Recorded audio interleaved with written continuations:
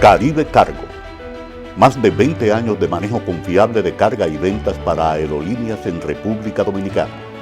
Manejamos su carga de manera eficiente para que pueda volver a trabajar. Brindamos manejo seguro de carga en todos los aeropuertos dominicanos. Venta y reserva de carga exclusiva para las aerolíneas que representamos en República Dominicana. Caribe Cargo. Volamos para servir.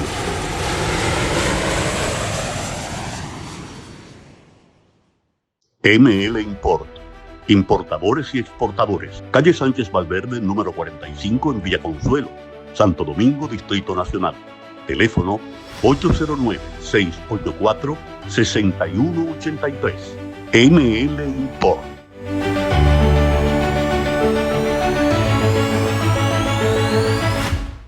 Hola, qué bueno compartir de nuevo con ustedes en otro consultorio a través de EN Televisión.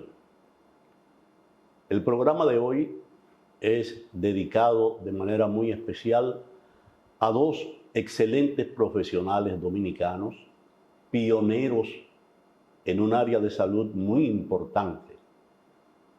Se trata de la licenciada Liliana Curi de Santana y el doctor Alberto Santana, que nos permitieron entrar al consultorio de la licenciada Liliana para realizar este interesante programa que vamos a tener con ustedes. Ellos son pioneros en eso que ya está tan de moda, que se llama Helicobacter pylori. Y el doctor Santana es el director médico y la licenciada Curi pues es la directora de todo lo que tiene que ver con el laboratorio, que hace muchísimas cosas, no solamente Helicobacter pylori. Y este centro, precisamente en estos días, cumple ya 25 años. Y entonces quisimos hacer un programa especial para hablar de la historia de esta importante empresa que ha salvado tanta gente en este país, al empezar a descubrir primero que nadie el padecimiento de Helicobacter pylori. Doctor Santana, buenas tardes. Buenas tardes. ¿Cómo está usted? Ya usted me escuchó. Yo quiero que usted me haga una historia breve, porque la licenciada habla mucho, usted recuerda, ¿verdad? Sí. Porque la estamos esperando. Del centro Helicobacter pylori. ¿Cómo surge? ¿Por qué surge? Bueno, mira, la gastritis y la úlcera péptica eran unas enfermedades que no tenían una cura. Hasta que en 1983 dos médicos australianos descubrieron que había una bacteria que se llama Helicobacter pylori que estaba relacionada con la gastritis y con las úlceras principalmente. Entonces ellos demostraron que si tú matabas el Helicobacter podías curar la gastritis y las úlceras. De ahí salió una innovación, cambió todo el tratamiento de la enfermedad ulceropéptica de una enfermedad que se creía que era por estrés y por aumento de ácido, y se convirtió en una enfermedad infectocontagiosa. Y no hay enfermedad infecciosa que no se cure con un tratamiento de antibióticos. Y ahí salió entonces ya la cura de la úlcera péptica y de la gastritis. Dado esto y que en el 1999 yo tuve un accidente cerebrovascular en la cual tuve casi 6 o 7 meses fuera de mi consulta y no sabía cuál iba a ser mi futuro físico, entonces decidimos pensar en una alternativa de trabajo que no involucrara tanto mis manualidades, porque yo hago muchas endoscopías. Entonces de ahí surgió la idea de hacer un centro de Helicobacter, una bacteria novedosa que iba, pensamos nosotros, y así fue, a tener un futuro muy promisorio. Nosotros fuimos el primer laboratorio especializado para hacer todas las pruebas de Helicobacter pylori. Llámese prueba en sangre, que ya se está usando como diagnóstico, prueba del aliento, prueba de las cepas del Helicobacter, antibiogramas y darle su seguimiento con el tratamiento. O sea que hoy, eso fue en 1999, cumplimos 25 años dedicados a tratar de combatir la bacteria Helicobacter pylori. En este transcurso de los 25 años ha pasado muchas cosas innovadoras, nuevas, Por ejemplo, ya sabemos que no todos los Helicobacter son iguales. El Helicobacter que está en Australia, que fue donde se descubrió, o el americano, o el de Latinoamérica, no es el mismo Helicobacter dominicano. O sea que tenemos que individualizarlo e individualizar el tratamiento. Porque aunque uno lea en el internet y vea los descubridores que tratan el Helicobacter con un tipo de antibióticos, eso es bueno para Australia. Pero en la República Dominicana ese antibiótico posiblemente no sea el que recomendemos o el que mate nuestro Helicobacter. Ok, ¿cómo decide el médico o qué análisis hay que hacer para determinar que ese es el de aquí y no el de Australia? ¿Cómo se llegó a esa conclusión? Bien, hay varias cepas de Helicobacter que tienen una anti-CAC-A y CAC-A, que eso lo hacemos aquí en el centro. Entonces, vemos primero si el paciente está infectado con el Helicobacter. Si tiene el CAC-A positivo o negativo, qué cepa es que también se hace acá. Y luego de eso hacemos un cultivo de ese Helicobacter pylori dominicano para ver a qué antibiótico es sensible nuestro Helicobacter. Y así damos un tratamiento personalizado tanto al paciente como al Helicobacter. Por ejemplo, hay pacientes que vienen de España o de Estados Unidos acá y descubrimos que tienen Helicobacter. Ese Helicobacter lo cogieron allá, se infectaron en Estados Unidos o en España. Le hacemos el antibiograma y vemos que el antibiótico que no usamos nosotros mucho acá por la resistencia que tiene es sensible al que viene de España. Entonces ahí podemos darle ese tratamiento personalizado. O sea que es muy importante hacer un antibiograma para ver qué antibiótico darle a ese Helicobacter. Excelente. ¿Y ese padecimiento tiene edades definidas o le puede dar a cualquier edad al ser humano? Puede dar a cualquier edad y hay estudios desde el nacimiento, pero más frecuentes después de los 2 años, cuando el niño ya comienza a tener mucha interacción con los familiares, con los amiguitos, porque se contamina a través del agua y alimentos contaminados. A los 6 meses, hasta 1 año, casi siempre el contacto es unipersonal con la madre y la higiene es mucho mejor. Pero ya después de los 2 años que comienza a gatear, a caminar, a tomar cosas del piso, a tomar agua de un biberón o de un pozuelito que se cae y se lo toma otra vez, pues entonces ahí puede venir las infecciones. O sea que es más frecuente después de los 5 años y ya en edad adulta también. Y el tratamiento es igual, supongo. El tratamiento es igual porque es el Helicobacter. O sea, tenemos que primero identificar el Helicobacter. Muchas personas se hacen la prueba en sangre que no es necesaria o no es indicativa de infección. Eso quiere decir que tú has estado en contacto con ese Helicobacter, pero no necesariamente el Helicobacter está produciendo una enfermedad. Me explico. Todos tenemos Helicobacter en nuestro cuerpo. El Helicobacter es un comensal, vive con nosotros.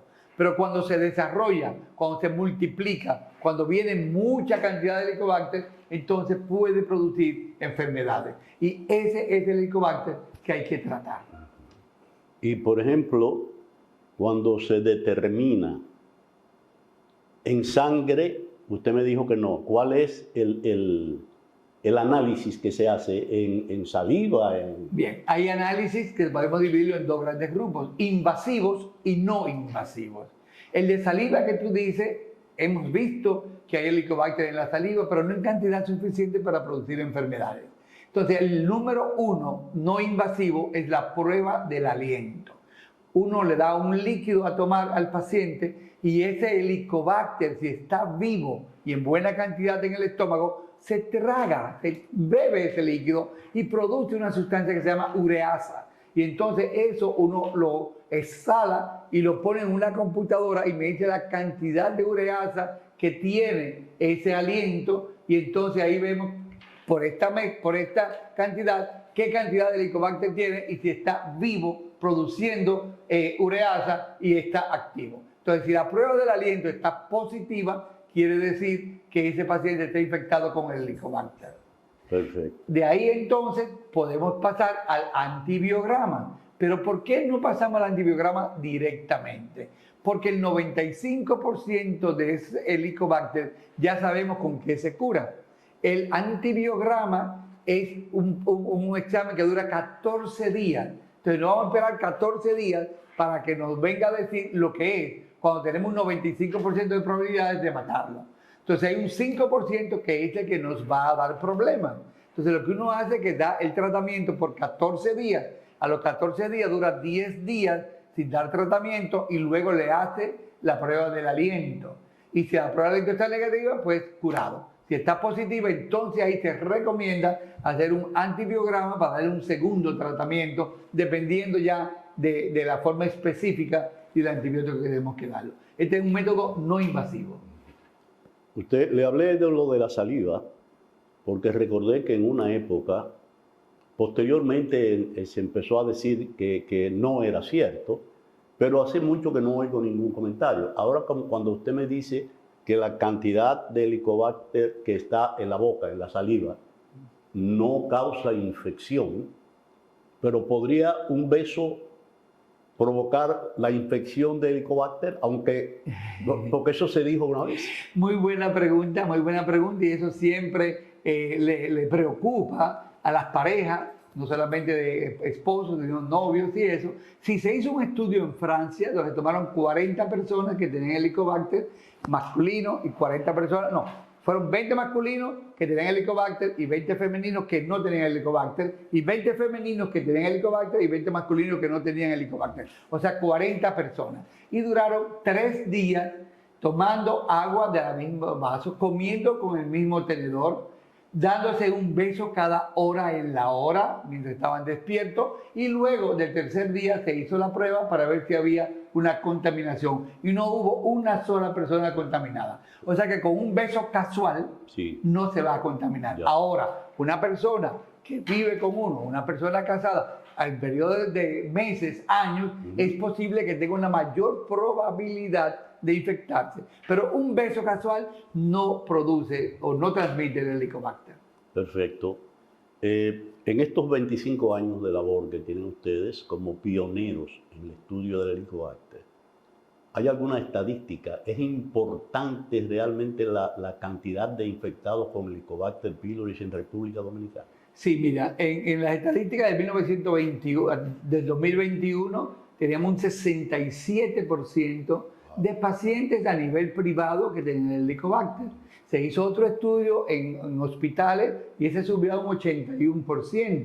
Luego se hizo nuevamente 2 años después y ha bajado bastante. Ya 43% a nivel privado y un 68% a nivel público. ¿Y por qué a nivel público es más alto que a nivel privado? Por la higiene y la contaminación. O sea, no es lo mismo tú estar en una casa donde viven 4 personas a estar en una casa donde viven 8, 10, 12 personas. Entonces la contaminación es mayor. O sea que a nivel privado es menor que a nivel público. Pero sí está sobre el 40% privado y sobre el 60% a nivel público. ¿Es posible tratar una infección de Helicobacter con probióticos en vez de antibióticos? Qué bueno. Anti en contra, bio vida. Pro a favor, bio vida. Siempre el hombre ha pensado que matar es ganar. Hoy sabemos que la diplomacia es mucho mejor que los ataques bélicos, como hemos visto en todas estas guerras. No es igual tú tener una conversación y tratar de una solución pacífica a tener que matar a tantas personas.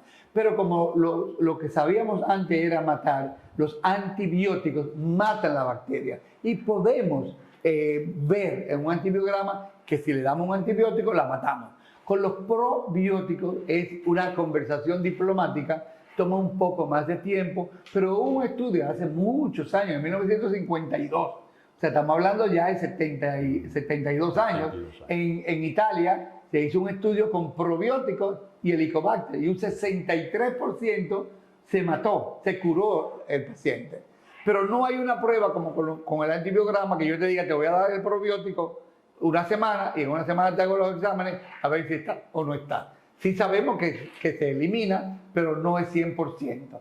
Pero los probióticos han ido mejorando y mejorando. Antes usábamos una cepa de probióticos, hoy hacemos combinaciones de probióticos. Antes no sabíamos qué probiótico atacaba cuál organismo. Hoy sabemos que no solamente las bacterias están dentro del intestino, sino que las tenemos en el cerebro, las tenemos en la piel, las tenemos en los pulmones. Y ya sabemos qué tipo de bacterias crece en qué organismo. Por ejemplo, ya se están haciendo muchos estudios, que no voy a entrar en esto, en pacientes con Alzheimer, con enfermedades de Parkinson, con autismo, enfermedades de la piel como la rosácea, que si matamos el Helicobacter, pues la rosácea se cura. Con el autismo han habido muchos estudios donde han mejorado en un gran por ciento el déficit de atención que tienen estos niños dándoles probióticos. Ahora, ¿qué probiótico? No es cualquier probiótico. Tenemos que saber los probióticos que tenemos que usar en diferentes enfermedades. Por ejemplo, en el Helicobacter pylori estamos usando el Lactobacillus rhamnosus y la bifidobacteria. Eso matan el Helicobacter. O sea que hay combinaciones de esos dos. El primer probiótico que comenzó a usarse fue el Bacillus clausi, que se usaba en los ataques agudos de diarrea. Y la gente pensó que los probióticos eran para la diarrea de los niños. Hoy sabemos que no, se pueden usar y mejoran múltiples enfermedades. Pero sí tenemos que hacer ahora los estudios, ya no en animales, sino lo estamos haciendo ya en humanos. Y sabemos ya qué probióticos pueden actuar y modificar la microbiota intestinal. O sea, ya no se debe usar un probiótico de mantenimiento, sino usar de 4 a 6 probióticos diferentes combinados para uno armonizar esa microbiota gastrointestinal. Excelente. Doctor, vamos a seguir conversando y esperando a la licenciada, pero ahora vamos a una pequeñita pausa con el permiso de ustedes televidentes.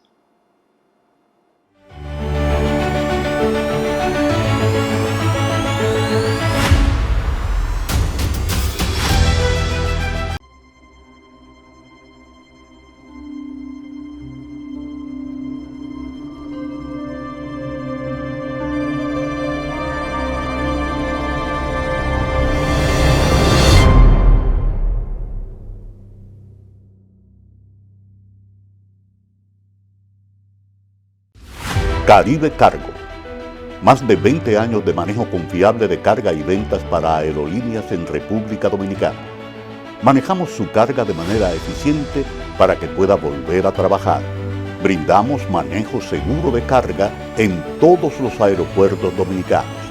Venta y reserva de carga exclusiva para las aerolíneas que representamos en República Dominicana. Caribe Cargo. Volamos para servir.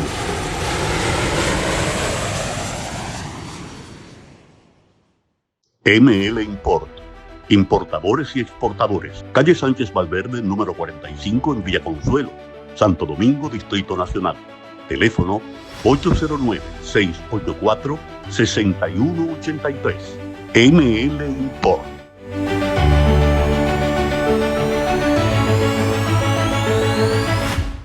Bien, doctor, continuamos. Me llamó mucho la atención una afirmación que usted acaba de hacer acerca de que el estudio de los probióticos en Italia fue en el año 1952. Del probiótico con la diarrea. O sea, Okay. no del probiótico con el Helicobacter, porque todavía no sabíamos bien del Helicobacter. Sí. Se hizo el estudio de la diarrea y el probiótico. Luego, en 1992, ya se hizo el estudio con el Helicobacter. Pero los probióticos se descubrieron en el 1908. Un médico ruso, se llama Eli Meshnikov, que fue a Bulgaria y vio que los búlgaros vivían más que los rusos. Entonces, él era un fisiólogo y dijo, ¿por qué? Y comenzó a ver y descubrió que los búlgaros tomaban de desayuno yogur, leche fermentada. Y dentro de esa leche fermentada, él estudió y vio que había un bacilo, se llamaba el lactobacilo, y él lo nombró lactobacilo búlgaro, porque fue en Bulgaria que se... Entonces, él dijo que tomando ese bacilo, la gente vivía más tiempo y tenía mejor salud. Pero no había el dinero, ni era para las compañías farmacéuticas muy lucrativo hacer un estudio en leche fermentada, porque eso quién la iba a comprar y si la compraban era muy barata. O sea, no es lo mismo que comprar una medicina que se puede hacer a granel. Y eso no tuvo mucho auge, pero sí se dijo que los probióticos eran buenos para la salud y para la longevidad. En el 1965 es que viene ya y sale al mercado, 1965, sale al mercado los probióticos, donde lo hacen liofilizado, había que mantenerlo en refrigeración y luego ya se hizo en polvitos y se puso en cápsulas. Entonces ya del 65 para acá comenzaron a mercadología, la mercadología de los probióticos. Pero aún así era algo muy barato y no teníamos estudios académicos para decir, si yo te doy esto por 5 días, por 10 días, por 15 días, te vamos a curar. Pero una cosa es que no hacen daño, te podían hacer bien. Luego ya comenzaron los estudios en animales, en ratas, en obesidad. Entonces cogían las ratas obesas y se le daba esa microbiota de la obesa a ratas flacas y ellas se engordaban. Y se le daba también la de las flacas a las ratitas gordas y las ratas rebajaban. O sea que ya eso fue un gran boom porque la obesidad es un problema que hoy en día es una epidemia, es una enfermedad. Entonces cambiando la microbiota de las ratas gordas a flacas y flacas a gordas, cambiábamos la microbiota y cambiábamos nuestra salud. También se hizo que produciendo irritación a las ratas y le cambiamos las bacterias, también las ratas se ponían más tranquilas cuando se le ponía los probióticos de esas ratas tranquilas a las que estaban neuróticas. Y por eso comenzó a usarse también en la neurología y en la enfermedad de Parkinson, en el autismo. Pero también en la piel hay un eje, hoy en día sabemos que hay eje intestino-cerebro, intestino-piel, intestino-pulmón, intestino-corazón. Se han hecho estudios en el corazón, vemos que pacientes que tienen enfermedad coronaria, en esa capa de grasa que tienen las arterias, aparece el Helicobacter. O sea que ya también podemos usar los probióticos en contra de esto. Pero más aún, se hicieron estudios en las momias egipcias y en las momias existía el Helicobacter. O sea que no estamos hablando de una bacteria nueva. Estamos hablando que nació con el ser humano y ha ido evolucionando y produciendo enfermedades, como la mayoría de las bacterias que vienen y después vienen y producen enfermedades. O sea que los probióticos han venido a armonizar esto. Nosotros siempre pensamos que las bacterias son malas y los microorganismos son malos y producen enfermedades. Desde Koch, el bacilo de Koch que produjo la tuberculosis y mató a muchísima gente. Y de ahí vino el holocausto de matar las bacterias. Hoy sabemos que si hay bacterias malas, también tenemos bacterias buenas. Y si podemos producir una armonía de las buenas y las malas, vamos a tener una vida saludable. Cuando las malas crecen, que se llama disbiosis, entonces vienen las enfermedades. ¿Qué debemos hacer? Mantener un equilibrio. ¿Cómo mantenemos ese equilibrio? Dando probióticos o prebióticos, que ya eso sería otro tema. Los prebióticos están en las comidas. Hay dos tipos de prebióticos, el FOS, que viene de los frutos oligosacáridos, y el GOS, que es el galato oligosacárido, o sea, de la leche y de los vegetales. Comiendo una nutrición rica en vegetales, vamos a tener prebióticos, antes de los pro, que son los que van a producir la defensa. O sea que sabemos mucho ahora de los prebióticos, de los probióticos, de los simbióticos, que es una combinación de prebióticos y probióticos para así fortalecer más esas bacterias buenas y cambiar nuestra microbiota. Perdón, porque cambiando la microbiota podemos cambiar nuestro sistema de salud. Entonces, ¿cuál es el papel de los prebióticos? ¿Cómo formar los probióticos? Sí, mira, por ejemplo, hay un vegetal que se han hecho muchos estudios que es el brócoli. El brócoli produce fermentación. Es uno de los vegetales que produce más gases.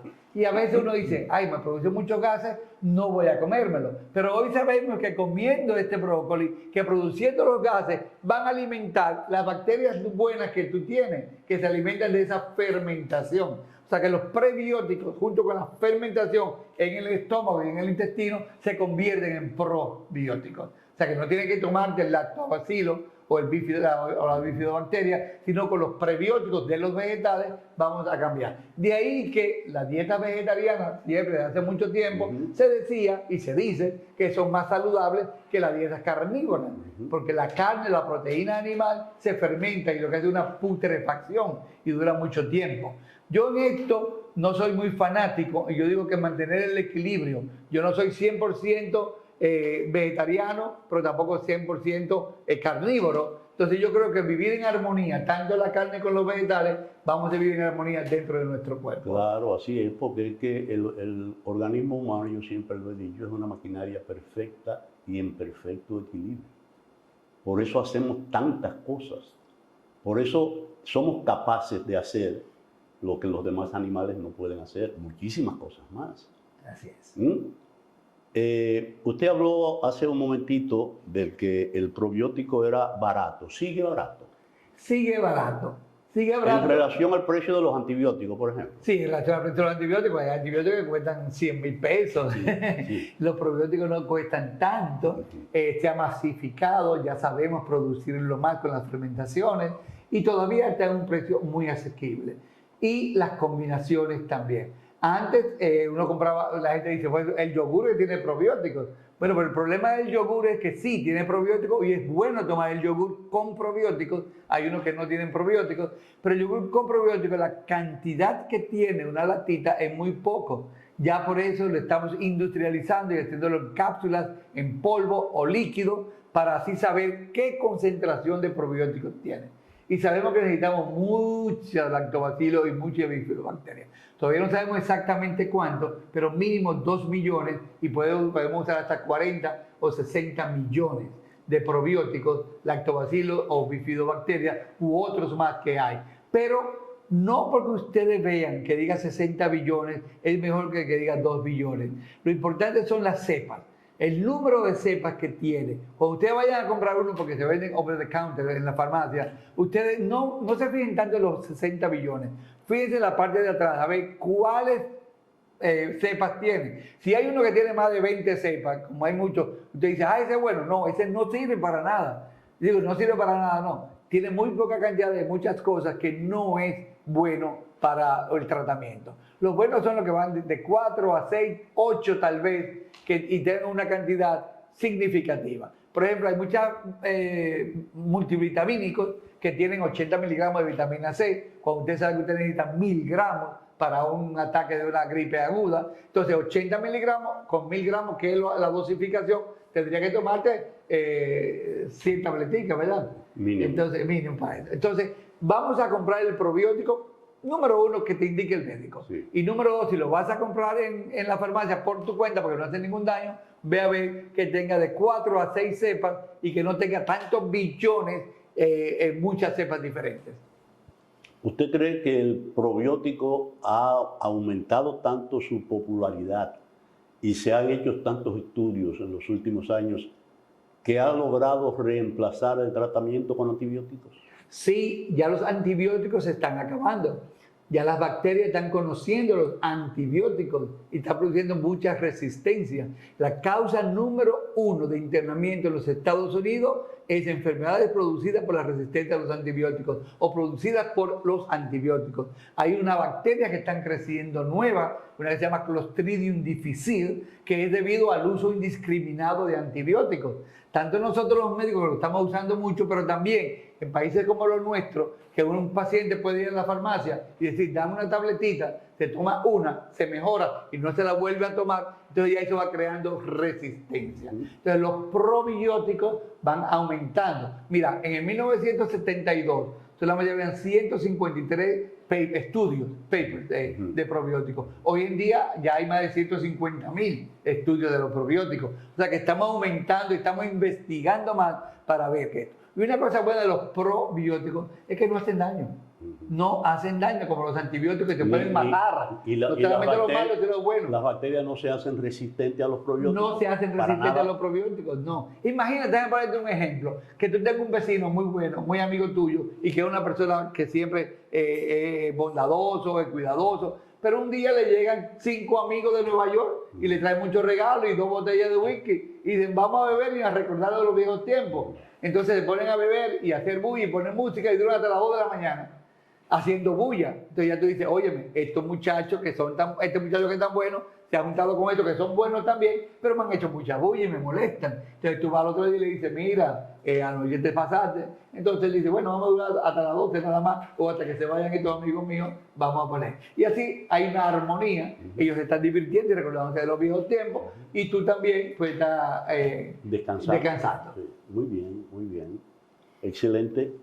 Se me ocurre preguntarle, ¿hasta qué punto hay límites, como hay límites para la ingesta de algunos antibióticos? ¿Hasta qué punto hay límites para la ingesta de probióticos? Bueno, si es que los hay. Sí, podemos dividirlo en 2 grandes grupos. Si es un ataque agudo de diarrea, no debe pasarse de 3 a 10 días. Porque ya uno va a dar una cepa específica para quitar esa diarrea. Pero si es para mantenimiento de tu flora intestinal, hay un disco que dice toda la vida. Entonces eso debe tomarse para siempre. Pero las combinaciones específicas, 4 cepas con 4 probióticos que sabemos que están estudiados que hacen beneficio al ser humano. No hay que tomárselo en la cantidad que uno lo hace para un ataque agudo, sino una tabletica de un probiótico de 4 a 6 cepas diarias, no te va a hacer daño y te va a mantener una armonía. Ahora, el día que tú vas a hacer un desarreglito, tanto en comida como en bebida, puedes tomarte 2 o 3 probióticos y así va a evitar que venga un ataque agudo de diarrea o de dolor de cabeza, porque no solamente la diarrea, hablamos de diarrea porque es lo que más se estudia, pero el dolor de cabeza, el nerviosismo, por ejemplo, en el tremor de alcohol, en el tremor hepático que produce la abstinencia, se están usando probióticos para esto. También en los niños con un déficit de atención, no solamente el autista, porque hay un espectro de déficit de atención, se están usando, pero hay que saber cuál. Tú ves, hay uno que se llama el Bacillus reuteri, que fue el primero que se usó en niños para la distensión abdominal y los gases.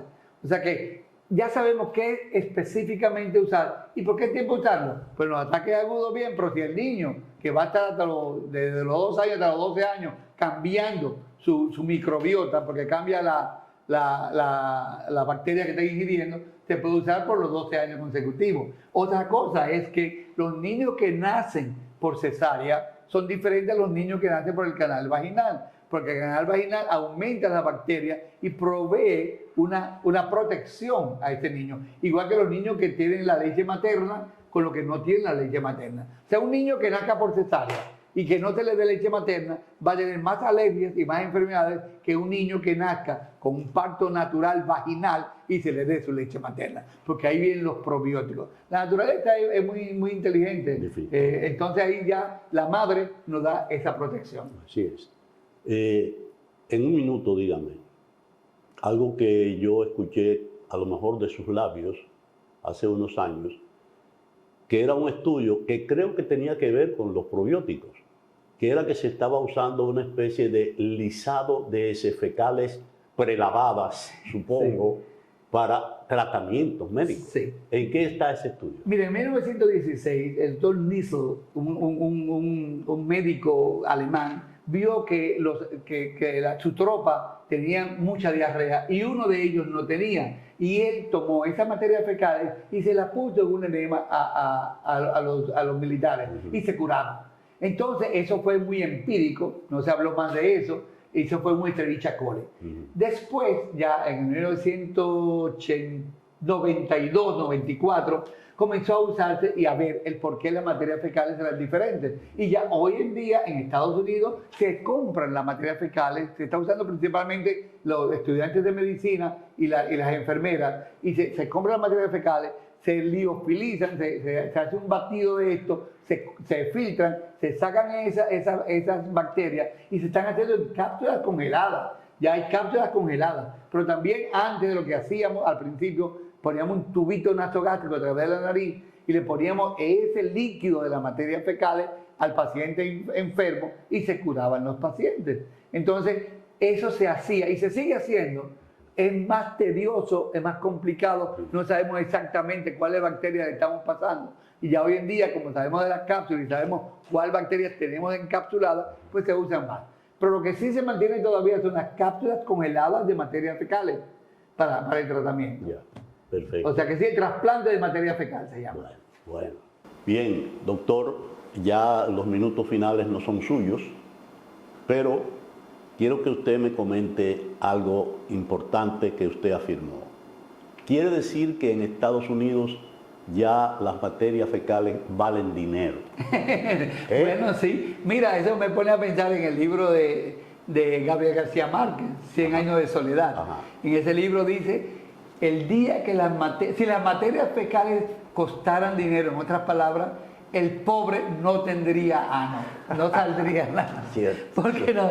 Pero sí, Así mira, es, ya la materia fecal es un negocio en los Estados Unidos, se compran materias fecales de muchos hospitales de investigación, incluso ya cuestan $200 por libra, se compran, tiene su precio, sí. Pero increíble. Entonces ahí vienen y se hacen los trasplantes fecales, que se estaban usando mucho, se siguen usando, pero yo creo que en el futuro, no solamente porque es malo, es muy bueno, sino por la connotación mental que tiene uno comer materias fecales y eso, y tener que tragarte una tabletica de materias fecales, cuando podemos tener probióticos liofilizados, pues ya el futuro de los probióticos. Yo le voy a decir algo que creo que se lo he dicho anteriormente, y quizás en algún programa que estuvimos juntos se lo dije. Una vez, hace unos años, estaba yo por un lugar y veo una gente agrupada, ¿no?, alrededor de algo que había, y me acerco a ver qué pasaba. Y era un ataque de epilepsia, que la gente no cayó, uno que le dio la gota.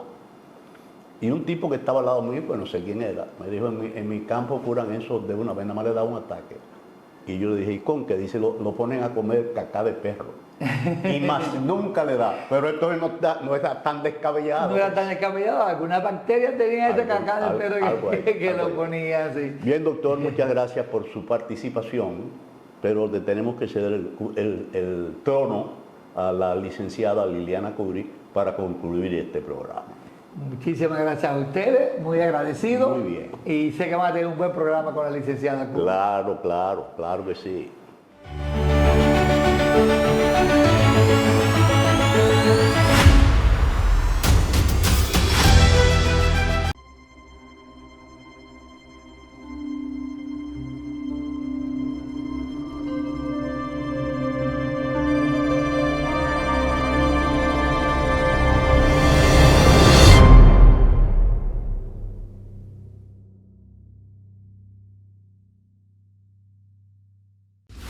Caribe Cargo. Más de 20 años de manejo confiable de carga y ventas para aerolíneas en República Dominicana. Manejamos su carga de manera eficiente para que pueda volver a trabajar. Brindamos manejo seguro de carga en todos los aeropuertos dominicanos. Venta y reserva de carga exclusiva para las aerolíneas que representamos en República Dominicana. Caribe Cargo. Volamos para servir.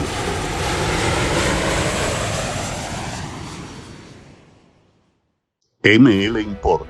Importadores y exportadores. Calle Sánchez Valverde, número 45 en Villa Consuelo, Santo Domingo, Distrito Nacional. Teléfono 809-684-6183. ML Import.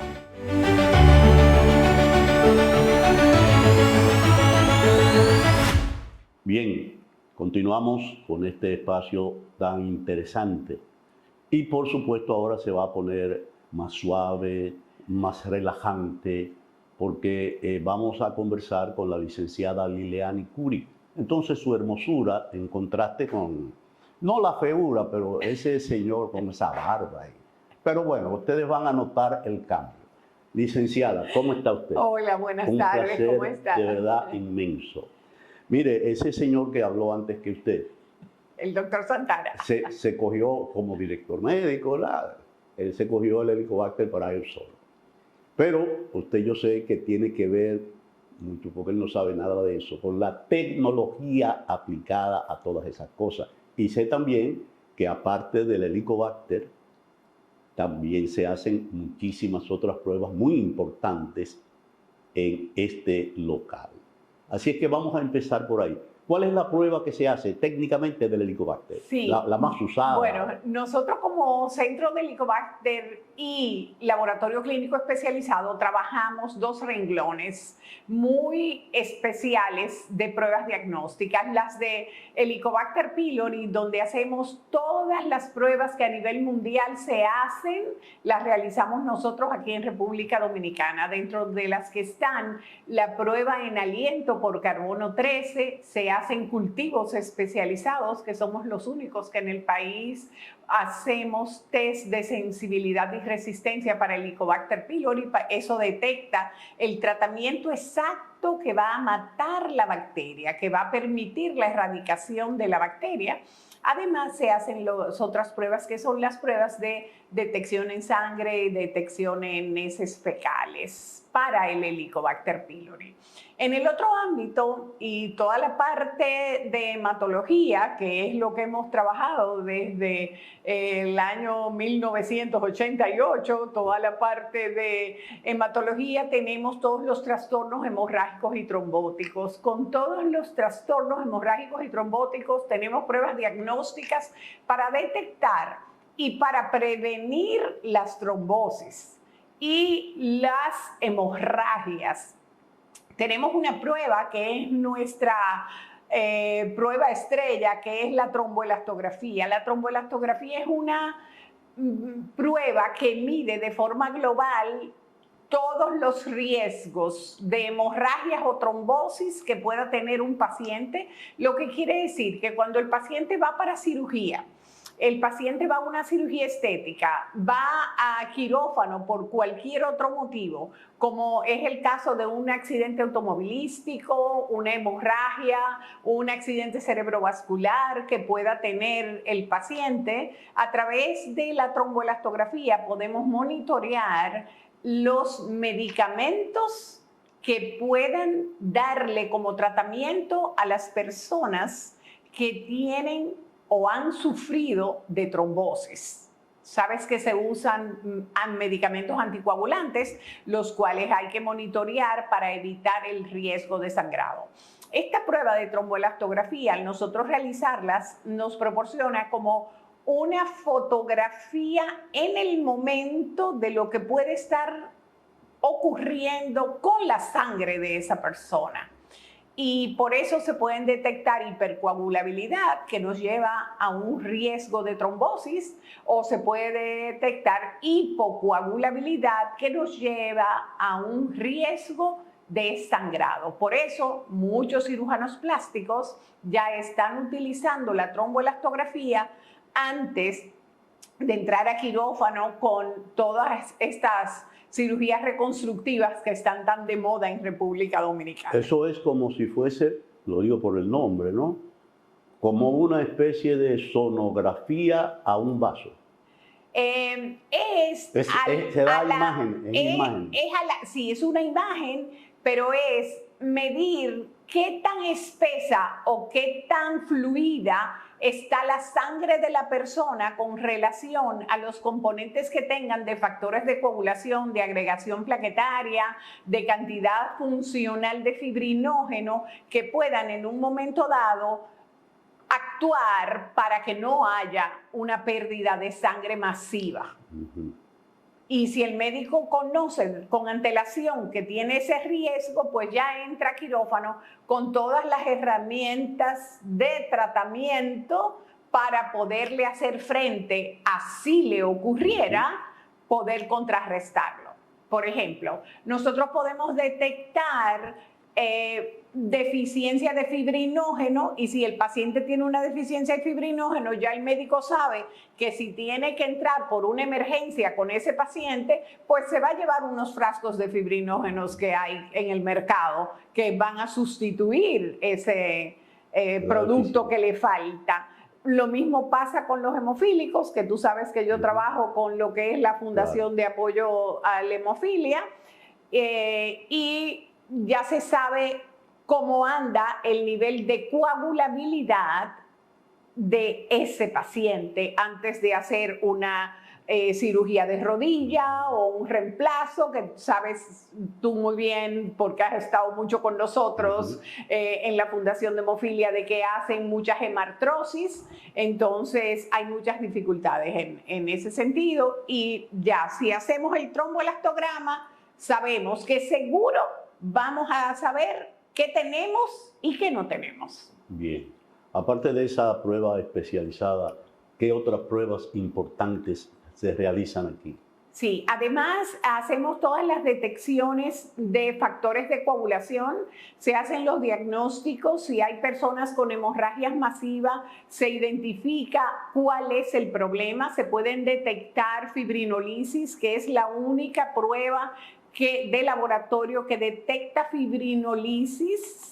Y es muy importante porque a veces cuando los pacientes están en las unidades de cuidados intensivos con sepsis, con neumonías, con infecciones muy graves, procalcitoninas muy altas, pues tienen el riesgo de hacer una sepsis o una infección muy severa, que puede iniciar siendo algo pulmonar, como con frecuencia pasa, y si se identifica que hay una fibrinolisis acelerada, se usan medicamentos como el ácido tranexámico, que es un antifibrinolítico, y el paciente deja de sangrar. Así de simple. Excelente. Haciendo esas pruebas. Excelente. ¿Y alguna de esas pruebas que tú has mencionado son exclusivamente de ustedes? Sí, la mayoría de esas pruebas, nosotros somos las únicas que lo hacemos en el país. No todas, pero la mayoría de ellas, porque nosotros somos un laboratorio especializado que nos dedicamos única y exclusivamente a trabajar con todas esas pruebas diagnósticas para los pacientes que puedan tener ese tipo de alteraciones.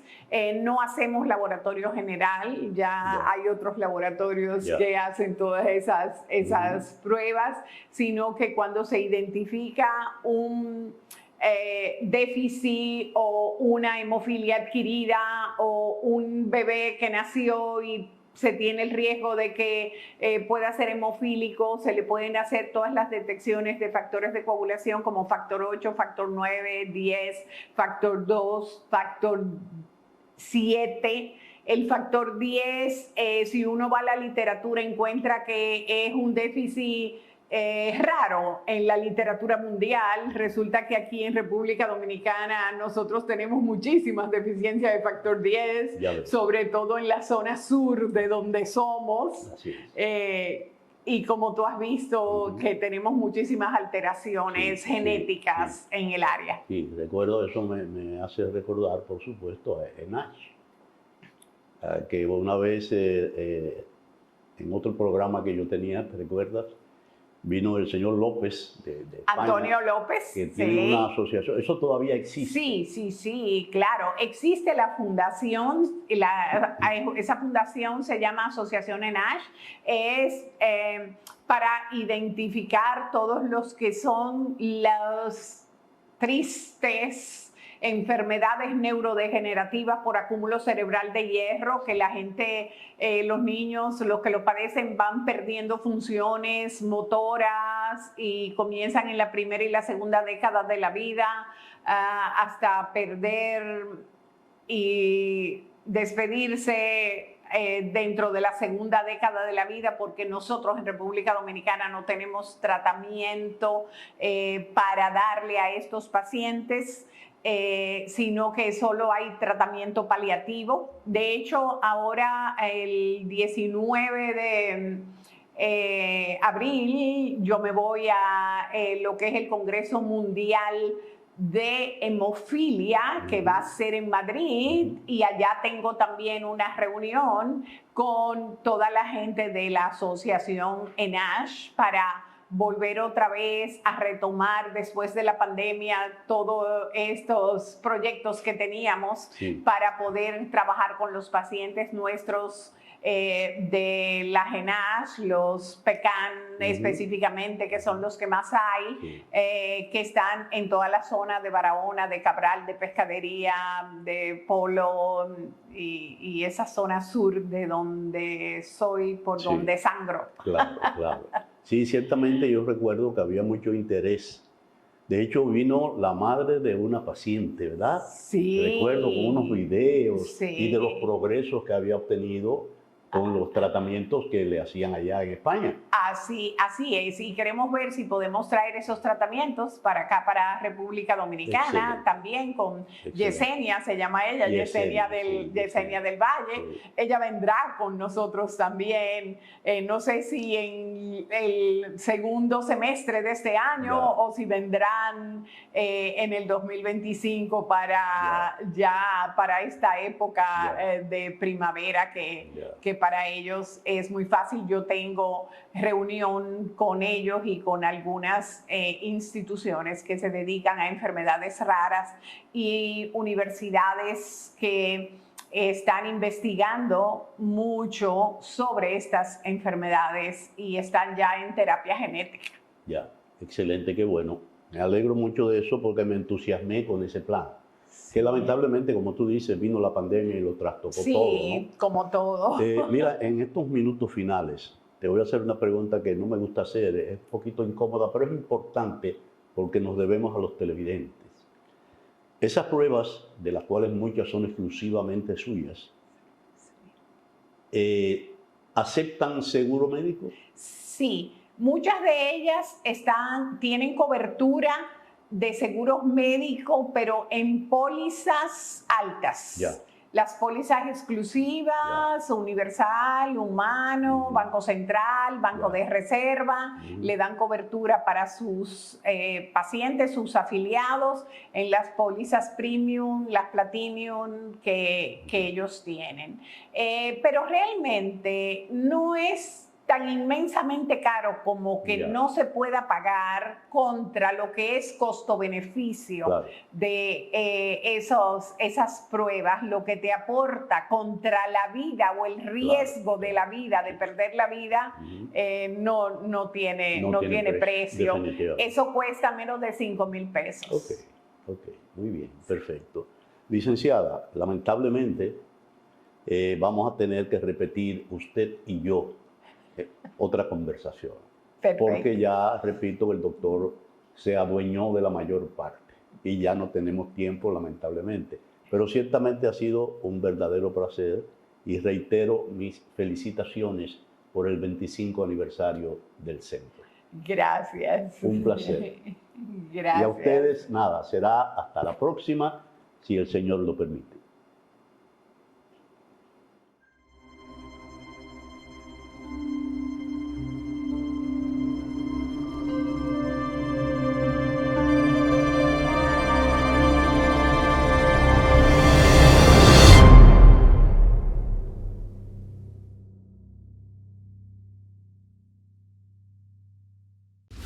Caribe Cargo. Más de 20 años de manejo confiable de carga y ventas para aerolíneas en República Dominicana. Manejamos su carga de manera eficiente para que pueda volver a trabajar.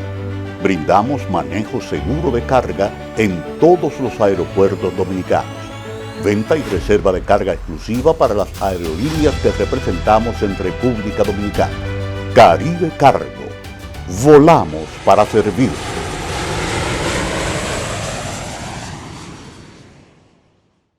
ML Import. Importadores y exportadores. Calle Sánchez Valverde, número 45 en Villa Consuelo, Santo Domingo, Distrito Nacional. Teléfono 809-684-6183. ML Import.